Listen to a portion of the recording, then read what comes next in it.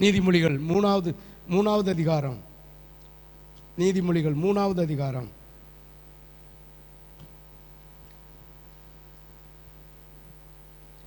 5-12 வரை. உன் சுய புத்தியில சாயாத.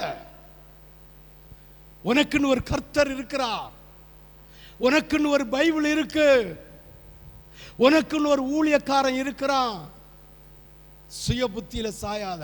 நீ பரிசுத்த ஆவியை பெற்றிருக்கலாம், நீ ஒருவேளை ஆண்டவருடைய வெளிப்பாடை பெறுகிறவர்களாக இருக்கலாம், நீ ஒருவேளை ஆண்டவருடைய சமூகத்தில் நீ அதாவது தேவனுக்கு பிரியமான பிள்ளையா இருக்கலாம். ஆனாலும் உன் சுய புத்தியில சாயாத. நீ சுய புத்தியில சாய்ந்தா எப்பொழுது சாத்தான் கண்ணி வைப்பான் என்று தெரியாது. சுய புத்தியில சாயாத. வாசி, உன் சுய புத்தியின் மேல் சாயாமல் உன் முழு இருதயத்தோடு கர்த்தரிடத்தில் நம்பிக்கையாயிரு. கர்த்தரிடத்தில் எப்படி நம்பிக்கை இருப்ப?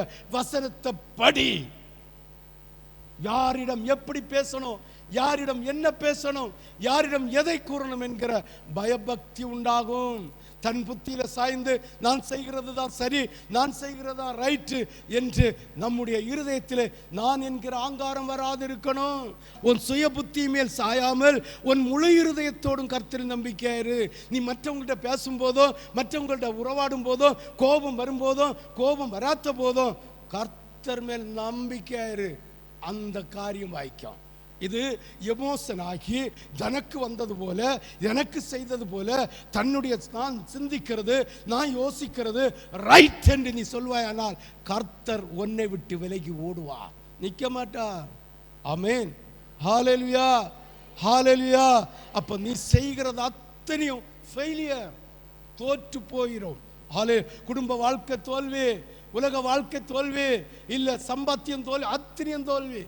ஆண்டவருக்கு காணிக்க பணம் இல்லை, ஆண்டவர் மேல முழு நம்பிக்கை வச்சணும். ஆண்டவருடைய மேல முழு நம்பிக்கை வச்சு உன்னை நடத்துகிற ஊழியக்காரன் தருகிற ஆலோசனையை ஏற்றுக்கொள்ளணும்.